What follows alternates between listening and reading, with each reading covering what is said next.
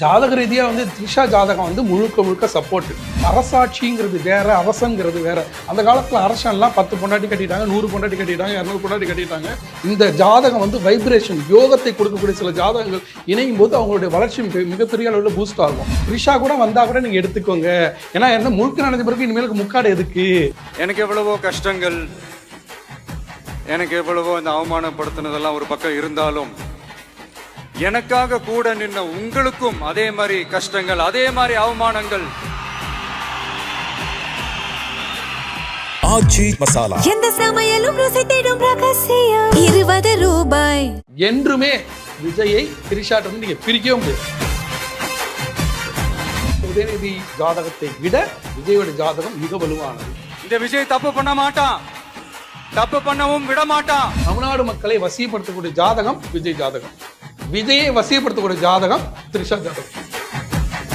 த்ரிஷாவை பொறுத்தவரைக்கும் பார்த்தீங்கன்னா, த்ரிஷா பாலக்காட்டில் பிறந்தவர்கள், அவர் ஒரு ஐயர் குடும்பத்தில் பிறந்த பெண். அவங்களுடைய ஜாதகம், அவங்க ஒரு டெப்டி சிஎம் ஆனாலும் வாய்ப்பு இருக்கு. த்ரிஷா அவங்க வந்து பாதி பேர் வந்து அவங்க தான் நெக்ஸ்ட் வந்து ஜெயலலிதா அம்மா இல்ல சிஎம் அப்படின்ற மாதிரிலாம் கண்டிப்பா அப்படிதான் இருக்கு. ஜாதகம் அமைப்பு அப்படிதான் இருக்கு. தன்னுடைய டிஸ்டர்பன்ஸா இருக்கக்கூடிய ஆட்களை தள்ளி வைத்துட்டு ஜெயிக்கும் ஜாதகம் தான் விஜயோட ஜாதகம். அரசாட்சியில த்ரிஷாவோட ஜாதகம் மிக வலுவாக இருக்கு. அதுல மாற்று கருத்தே இருக்க முடியாது. சேலஞ்ச் கட்டி சொல்ல முடியும். 2022 விஜய் வந்து சினிமாவை விட்டு அரசியலுக்கு வந்துருவாரு. அரசியல் ஜாதகம் அது, அரசியலில் வெற்றி பெறுவார் அப்படின்னு 2022 சொல்லிட்டேன். கான்ஃபிடென்ட்டா இருங்க, நல்லதே நடக்கும், வெற்றி நிச்சயம். மீண்டும் சந்திக்கும் வரை இல்ல மீண்டும் மீண்டும் சந்திப்போம். பக்தி கதைகள், பக்தி பாடல்கள் மற்றும் ஆன்மீக சொற்பொழிவுகள் மூலம் உங்கள் ஆன்மாவை தூய்மைப்படுத்துங்கள். இன்றைய ஆலய ஆப்பை டவுன்லோட் செய்யவும். ஆன்மீக கிளிட்ஸ் நேயர்கள் அனைவருக்கும் வணக்கம். இன்னைக்கு நம்மளோட அஸ்ட்ராலஜர் மாந்தி சீதா சுரேஷ் அவர் தான் இணைஞ்சிருக்காரு. பரபரப்பாக பேசப்படுற இந்த அரசியல் சூழ்நிலையில் இவர்கிட்ட நம்ம ஜாதக ரீதியாக இப்போது பொறுப்பேற்றிருக்கிற நம்ம முதலமைச்சர் விஜய் அவர்கள் எப்படி வந்து அரசு எப்படி நடத்த போகிறாரு, இந்த கவர்மெண்ட் எப்படி ஃபார்ம் ஆக போகுதுன்றத நிறைய விஷயங்கள் கேட்டு தெரிஞ்சுக்க போகிறோம். நிகழ்ச்சிக்கு போகலாம். சார் வணக்கம். வணக்கம் சார். நீங்கள் வந்து 2 நாள் முன்னாடி தான் வந்து நீங்கள் சொல்லியிருந்தீங்க இந்த மாதிரி அவருக்கு 9ஆம் தேதிக்கு மேலே தான் டைம் ஸ்டார்ட் ஆகும் அப்படின்னு சொல்லிட்டு. அது உண்மையுமே நடந்த மாதிரி ஃபீல் ஆகுது சார். ஆமாம். அவரை பொறுத்தவரை வந்து பார்த்தா சந்திரன் செவ்வாய் சந்திரமங்கலா யோகம், நீட்சபங்க ராஜயோகம். அதனால் எப்போதுமே அவர்களுக்கு 9ஆம் நம்பர் சிறப்பு. அவர் ஜெயிச்ச தொகுதி கூட பாருங்கன்னா 108 கூட்டிங்கன்னா 9 வரும். அதனால் 9ஆம் தேதிக்கு மேலே அவர்களுக்கு எல்லாமே ஃபார்ம் ஆகிடும் சொன்னால் அதுக்கான நிகழ்வுகள் எல்லாமே நடந்துட்டுருக்கு. அதுக்கடுத்து வந்து பார்த்தீங்கன்னா இது ஒரு கேள்வி கேட்கணும். அது என்ன சார் அந்த நீச்சபங்க ராஜயோகம்? யாரை கேட்டாலுமே இப்போ எங்கே இருந்தாலும் எல்லா ஜோதிடக்காரர்களும் இல்லை அவருக்கு நீச்சபங்க ராஜயோகம் அவருக்கு இருக்குது, மோடி அவருக்கு இருக்குது, இவங்களுக்குலாம் இருக்குது அப்படின்னு சொல்லிட்டு, ஏன் உதய் அவர்களுக்கு கூட இந்த நீச்சபங்க ராஜயோகம்னு சொல்லிட்டு இப்போது இது ரொம்ப பரவலாக பேச ஆரம்பிச்சிடுச்சு. எல்லாரும் அவங்களோட ஜாதகத்தை எடுத்துகிட்டு போய் எனக்கு அந்த நீச்சபங்க ராஜயோகம் இருக்கா பார்த்து சொல்லுங்கன்னு சொல்கிற மாதிரி. அது எப்படி சார்? அது ஒரு நீட்சபங்க ராஜயோகம் அப்படின்னா இன்னும் ஒன்றுமே இல்லாமல், நீட்சபங்கன்னா ராசியில் நீட்சமான ஒரு கிரகம் அம்சத்தில் உச்சத்துக்கு போயிடுவாங்க. இப்போ அவர் அப்பா காலத்தில் அவருடைய சொத்து மதிப்பெல்லாம் நீங்கள் கணக்கிட்டு பார்த்தீங்கன்னா அவர் ஒரு இயக்குனராக இருந்தாலும் ரொம்ப குறைவாக தான் இருக்கும். ஆனால் இவர் காலத்தில் அதே செவ்வாய் வந்து நிறைய இடம் மண்மனைலாம் வாங்குறதுக்கான யோகத்தை கொடுத்துருக்கோம். அதேமாதிரி ஒரு சிலருக்கு இந்த நீட்சபங்க ராஜகம் ஒரு பெண்ணுக்கு வந்து பார்த்திங்கன்னா பிறந்த இடத்துல ஒன்றுமே இருக்காது, அது ராசி. அதே அம்சத்தில் வந்து பார்த்திங்கன்னா மாமனார் வீட்டில் போய் நல்ல சொத்துள்ள இடத்துக்கு போயிடுவாங்க. அதேமாதிரி ஒரு சிலர் வந்து பார்த்திங்கன்னா படிக்கிற காலத்தில் நார்மலாக இருப்பாங்க, இன்னுமே படிக்க தெரியாது, ஒரு ஏழை குடும்பமாக இருப்பாங்க. படித்து முடிச்சுட்டு அம்சத்தில் கிரகம் நல்லா இருந்த நீட்சபங்க ராஜகத்தில் பெரிய வேலைக்கு போய் நிறைய சம்பாதிப்பாங்க. அதுதான் நீட்சபங்க ராஜயோகம்னா இளமையில் வறுமை, முதுமையில் வளமை. அந்த மாதிரி இதான் நீட்சபங்க ராஜயோகம். ரொம்ப நன்றி சார். நிறைய பேருக்கு இப்போ இது தெளிவு ஆயிருக்கும் நான் நினைக்கிறேன். இளமையில கஷ்டம், பிறப்புல வந்து கஷ்டப்படுவாங்க, அதான் நீச்சம்னா கஷ்டம்னு அர்த்தம். அதுக்கப்புறம் அதுவே யோகமா மாறி நீட்சபங்க ராஜயோகத்துக்கு போயிடும். அப்ப அவங்களுடைய வளமையில வந்து பாத்தீங்கன்னா அதுக்கப்புறம் வந்து பெரிய லெவல்ல போயிருவாங்க. அதான் நீட்சபங்க ராஜயோகங்கிறது. Fine sir. இப்போ இது வந்து ஜாதக ரீதியா இந்த பொலிட்டிக்கல் கட்டமைப்பு எப்படி இருக்கு அப்படின்னு சொல்லிட்டு எல்லாருக்குமே ஒரு கியூரியாசிட்டி இருக்கு சார். இப்போ முக்கியமா எல்லாருமே வந்து இந்த நியூஸ் சேனல்ஸ் பார்க்கறத விட இல்லை ஜோதிடங்கள் என்ன சொல்லுது, ஜோசியக்காரங்க என்ன சொல்றாங்க அப்படின்னு, யார் ஆட்சி அமைப்பாங்க அப்படின்னு ஒரு கியூரியாசிட்டி வந்து டெவலப் பண்ணிட்டாங்க சார் இந்த ஜோசியக்காரங்க, அதை நம்ம அக்செப்ட் பண்ணியே ஆகணும். இப்போ விஜய் அவர்கள் இந்த சிஎம் ஆகிட்டாரு சார். இதுக்கப்புறம் அவரே வந்து இந்த பெரும்பான்மையை நிரூபிக்கிறதுக்கு எவ்வளோ கஷ்டப்பட்டாருன்னு நமக்கு தெரியும்ல சார். ஸோ இந்த ஆட்சி தொடருமா அப்படின்ற நிறைய பேருக்கு இப்போ வந்து ஒரு கேள்வியாகவே இருக்குல்ல சார். பொதுவாகவே நான் 2022லேயே விஜய் வந்து சினிமா விட்டு அரசியலுக்கு வந்துடுவார், அரசியல் ஜாதகம் அது, அரசியலில் வெற்றி பெறுவார் அப்படின்னு 2022லேயே சொல்லிட்டேன். இப்போ நிறைய பேர் நான் சொன்னேன் நீ சொல்கிறேன்னு சொல்கிறாங்க. அதில் எனக்கு வந்து உடன்பாடு இல்லை. என்னை பொறுத்தவரை நான் அப்போவே சொல்லிட்டேன். இப்போ வந்து பார்த்தீங்கன்னா அவரை பொறுத்தவரை அவர் வந்து கடக ராசி, பூச நட்சத்திரம், கன்னி லக்னம். அவருக்கு வந்து பார்த்தீங்கன்னா ஆளுமையான ஜாதகம். அதே மாதிரி சினிமா கேரியர்லேயும் வந்து பார்த்தீங்கன்னா சுக்கரன் ஆனப்பட்டவர் யோகமாக இருந்தார். அதே செவ்வாய் பரிவர்த்தன யோகத்தில் இருந்ததால் அது நீட்சபங்க ராஜயோகத்தில் போகும்போது அவங்களுக்கு வந்து பார்த்தீங்கன்னா சுக்கிரன், அதாவது கலைத்துறையின் மூலியமாக சம்பாரித்து ஒரு பொசிஷன் போகணும். அதே மாதிரி சூரியனும் அவருக்கு வந்து பயங்கரமான யோகத்தில் சூரியன் சனி அவரோட மாந்தி இருக்கிறதால மிகப்பெரிய ராஜயோகத்துக்கு போய் அவர் அரசாட்சிக்குள்ளார வராங்க. இல்லை இந்த மாந்திங்கிறது ஒரு தோஷமாக இருக்குது. நம்ம ஒரு மாந்தி அஸ்ட்ராலஜர், அதனால தான் வந்து அவர் வந்து அந்த அரசாட்சிக்கு வரும்போது வந்து டிஃபெக்ட் பண்ணுது. இப்போ அவருக்கு நடந்துட்டு இருக்கிற நேரம் வந்து கோச்சார பலன்னு சொல்லுவாங்க. கோச்சார பலனில் வந்து பார்த்தீங்கன்னா யோகசனி காலமானது தொடங்கிடுச்சு. அந்த யோகசனி காலத்தில் வந்து பார்த்திங்கன்னா பிச்சைக்காரனாக இருந்தாலும் அவங்க ஆசையை நிறைவேற்றுறதுக்கு சனி பகவான் ஒரு வாய்ப்பை கொடுப்பார். அந்த காலம்தான் யோகசனி காலம்னு சொல்கிறது. அந்த யோகசனி காலம் இப்போ அவருக்கு தொடங்கியிருக்கு. அவரோட ஆசையை அவர் நிறைவேற்றிக்கலாம். அதுக்கான வாய்ப்புகளும் அவரோட ஜன ஜாதகத்தில் இருக்குது. அதுக்காக அவர் வந்து இப்போ சிஎம்லாம் ஆகிட்டார். அதே மாதிரி வந்து அவர் என்றைக்கும் வந்து பார்த்திங்கன்னா அரசியலில் ஒரு நல்ல கோலாட்சியாக இருப்பார். எம்ஜிஆர் மாதிரியோ என்டிஆர் மாதிரியோ அவர் வந்து ஒரு பேர் சொல்கிற ஒரு நபராக இருப்பதற்கான வாய்ப்புகள் பிரகாசமாக இருக்குது அவரோட ஜாதகத்தில். ஒன்று. ரெண்டாவது வந்து பார்த்திங்கன்னா அவர் வந்து இப்போ தற்கொலைன்னு சொல்கிறாங்க. அதே மாதிரி வந்து இவரெல்லாம் பாதியில் விட்டுட்டு போயிடுவார், அறுதி பெரும்பான்மைக்கே இவ்வளோ கஷ்டப்பட்டார் அப்படின்லாம் சொல்கிறாங்க. இன்னும் நீங்கள் வேணால் பாருங்கள், அடுத்து வரக்கூடிய இப்போ வந்து கோச்சாரத்தில் சனி நல்லா வந்துட்டார். ஆனால் ராகு வந்து அஷ்டமத்தில் இருக்கிறார். 13/11/2026 குறித்து வச்சுக்கோங்க. 13/11/2026 ராகு கேது பயிற்சிக்கு அப்புறம் இன்னும் பல எம்எல்ஏக்கள் இவங்கள்ட்ட வந்து இவருடைய எண்ணிக்கை கூடிடும். அதனால் வந்து ஆட்சியில் வந்து பெருசாக வந்து ஆட்சி டிசால்வ் ஆகிடும், ஆட்சியில் பிரச்சனை ஆகிடும், இவர் விட்டுட்டு போயிடுவார் அப்படின்னு சொல்கிறதுலாம் பொய். அப்படிலாம் இல்லவே இல்லை. அது மாதிரிலாம் இல்லை. இவர் 5 வருஷத்தை சூப்பராக ஆண்டுட்டு போயிடுவார். ஏன் காரணம் என்னன்னா இப்போ யோகசனி காலம் தொடங்கும்போது ஆட்சிக்கு வந்துட்டார். யோக சனி காலமே 7.5 ஆண்டு காலம் இருக்குது. அதில் வந்து பார்த்தீங்கன்னா இவருக்கு அந்த ராகுன்னு ஒன்று இருக்கு இல்லையா, அந்த ராகு வந்து என்ன பண்ணுறாருன்னா புதனுடைய நட்சத்திர காலில் கேட்டை 3ஆம் பாதத்தில் போகிறார். புதன் என்பது தான் கையெழுத்து போடுறது. இப்போ சிஎம்மாக கையெழுத்து போடுறதுங்கிறது புதன். அந்த புதன் பலம் இவருக்கு கம்மி. மாமனார் விட்டால் இவருக்கு அதிக லாபம் இல்லை.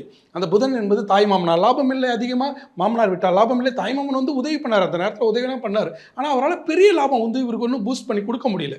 அதே மாதிரி வந்து பார்த்தீங்கன்னா அந்த புதன் வந்து இவருக்கு பெரிய பலத்தில் இல்லை. அந்த புதன் கேட்டை நட்சத்திரம் 3ஆம் பாதத்தில் தடையில் போகிறதால தான், அது ராகுவோடைய காரகத்துவமாக போகிறதால தான் இவ்வளோ பெரிய பிரச்சனை. அதனால தான் சிஎம்னு கையெழுத்து போகிறதால அவ்வளோ பெரிய பிரச்சனையை அவர் சந்திச்சார். இனிப்பேலுக்கு வந்து அது இன்னும் டேலி ஆகிடும். அந்த இடத்த வந்து ஃபுல்லாக பண்ணுறதுக்கான புதன் காரகத்துவமாக நிறைய பேர் வந்துருவாங்க. இந்த புதன் காரகத்துவமாக நான் வந்து என்ன சொல்லியிருந்தேன்னா, த்ரிஷா கூட வந்தால் கூட நீங்கள் எடுத்துக்கோங்க. ஏன்னா என்ன முழுக்க நடந்த பிறகு இனிமேலுக்கு முக்காடு எதுக்கு, நீங்கள் தான் எல்லா இடத்துலையும் போகிறீங்களே அப்படின்னு நான் சொல்லிட்டேன். ஏன்னா எல்லாருக்கும் அது உண்டு.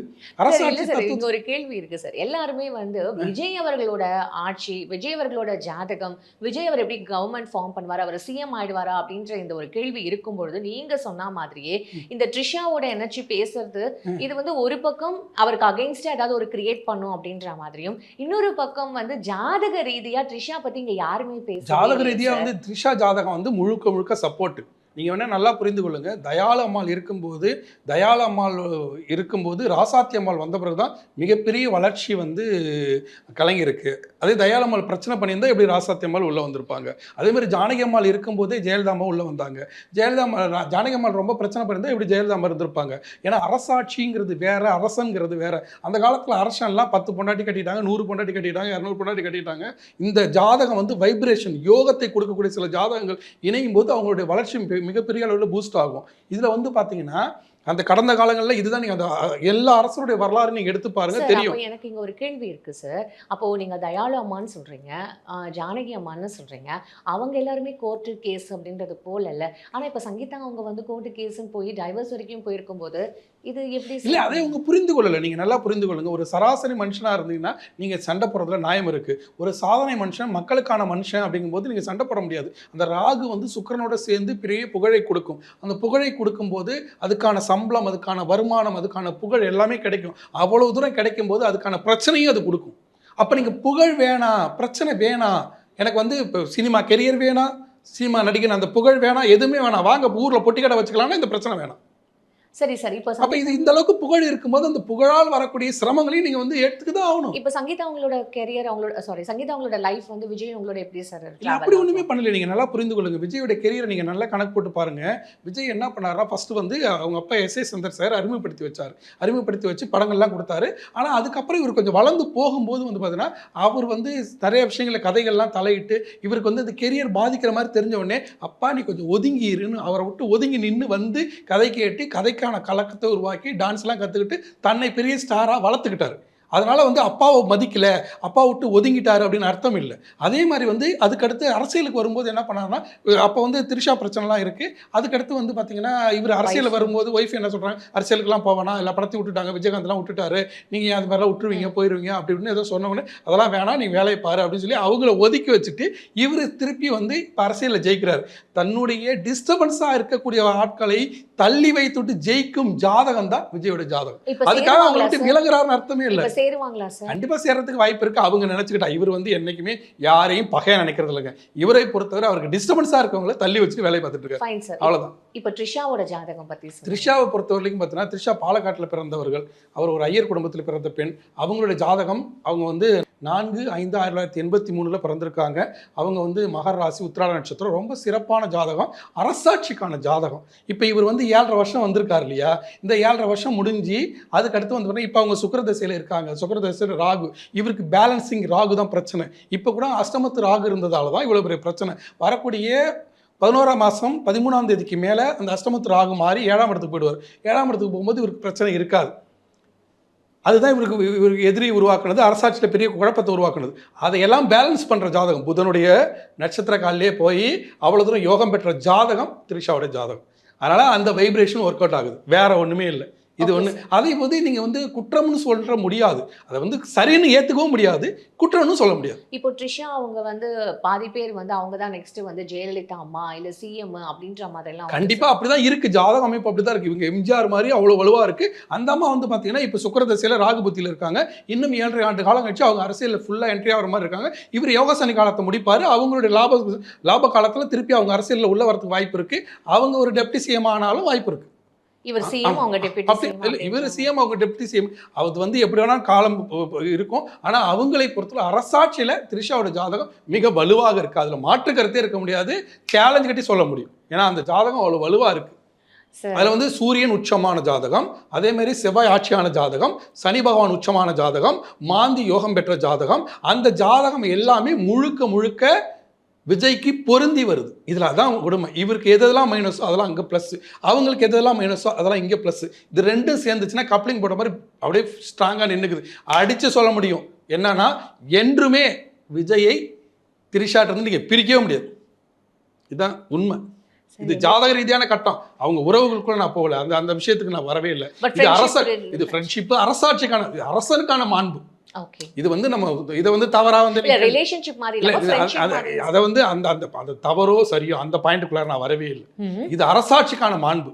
நீங்கள் எந்த வகையிலாவது அரசாட்சியில் பொறுத்தவரைக்கும் ஒரு நட்பை ஏற்படுத்தி அதன் மூலியமாக மக்களுக்கு நல்லது செய்யும் போது அது அரசாட்சிக்கான மாண்பாக போயிடும். இது அரசாட்சிக்கான மாண்பு அப்படின்னு கணக்கு போடும்போது அவர் கூட இருக்கிற ஒரு ஆள், அவரை பற்றி விமர்சனம் வந்துருச்சு அப்படிங்கிறதால அவங்க ஜாதகத்தை ஆய்வு பண்ணும்போது அவங்க ஜாதகம் ஃபுல்லாக சப்போர்ட் பண்ணுது. இவருக்கு அரசாட்சிக்கான ஜாதகம், அவங்களுக்கு அரசாட்சிக்கான ஜாதகம் மேட்சபிளாக இருக்குது. இது வந்து ஒரு ஜெயலலிதா எம்ஜிஆர் மாதிரி நிற்கிது அப்படிங்கிறத கண்டுபிடிக்கிறோம்.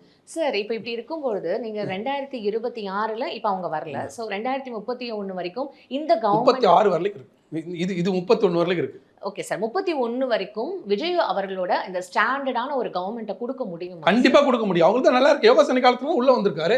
நீங்க நினைக்கிற மாதிரி வந்து அவர் உடனே நவுந்துடலாம் மாட்டாரு. அவர் ரொம்ப ஸ்ட்ராங்கா இருப்பாரு. மக்களுக்கான கோரிக்கைகளை அவர் எப்படி கோரிக்கை சொன்னாரோ அவர் தான் ஒவ்வொரு அந்த மாநாட்டிலையும் தான் சொல்லியிருக்காரு. சரி சார், இப்போ இந்த கவர்மெண்ட் ஃபார்ம் பண்றதையும் தாண்டி தமிழ்நாடு மக்களுக்கும் இந்த விஜய்க்கும் உள்ள அந்த ஜாதக பொருத்தம் எப்படி சார் இருக்கு? பொதுவாகவே அவர் வந்து தமிழ்நாடு மக்களை வசியப்படுத்துற ஒரு ஜாதகம் தான். ஒரு உதாரணம் சொல்லட்டா? நான் சொன்னேன்னு அது மக்கள் கமெண்ட் பண்ணலாம், அதை பற்றி நான் சொல்கிறேன். தமிழ்நாடு மக்களை வசியப்படுத்தக்கூடிய ஜாதகம் விஜய் ஜாதகம், விஜயை வசியப்படுத்தக்கூடிய ஜாதகம் த்ரிஷா ஜாதகம். முடிஞ்சு போச்சு. லாக் எங்கே போய் மாட்டிக்கிச்சு.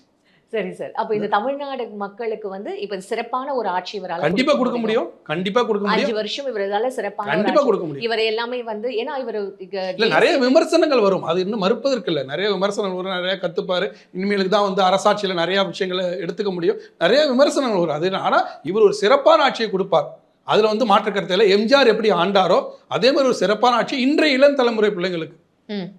அன்னைக்கு வந்து எம்ஜிஆர் காலத்தில் எம்ஜிஆர் அந்த ரசிகர்கள் விரும்பினார்கள், அவருக்கு அதுக்கான ஆட்சி அவர் கொடுத்தார். அதே மாதிரி இன்னைக்கு இளம் தலைமுறை பிள்ளைகள் வந்து பார்த்தீங்கன்னா அதுவும் பெண்கள் வாக்கு அதிகமாக வாங்கியிருக்காரு. இன்னைக்கு இளம் தலைமுறை பிள்ளைகள் விஜய் விரும்புகிறாங்க, அந்த விருப்பத்தை நிறைவேற்ற மாதிரி ஆட்சி கொடுத்துருவார், அதில் மாற்று கருத்தே இல்லை. Okay sir. ஒன்னே ஒண்ணுதான், இப்போ வந்து இவர் வந்து ஒரு விமர்சனம் வருது, ஒரு மாசம் 2500 எப்படி கொடுப்பாரு?